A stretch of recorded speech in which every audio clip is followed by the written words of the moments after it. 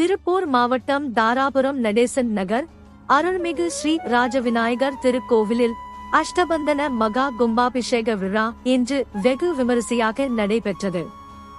1936 ஆண்டு கட்டப்பட்ட இத்திருக்கோவில் அப்பகுதியில் பழமை வாய்ந்த புகழ்பெற்ற ஸ்ரீ விநாயகர் ஆலயங்களில் ஒன்றாகும்.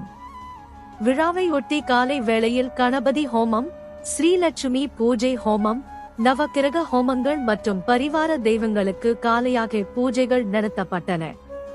பின்னர் நாடு சந்தானம், தீபாராதனை நிகழ்வுகள் நடைபெற்றன. தொடர்ந்து யாகசாலையிலிருந்து கணம் புறப்பாடு நடத்தப்பட்டு அமராவதி ஆறு, சண்முகா நதி, திருமூர்த்தி மலை, காசி தீர்த்தம், கங்கா தீர்த்தம் உள்ளிட்ட புனித நதிகளில் இருந்து புனித நீர் ஊர்வலமாக கொண்டு வரப்பட்டு அருள்மிகு ஸ்ரீ ராஜவிநாயகருக்கு கும்பாபிஷேகம் சிறப்பாக நடைபெற்றது.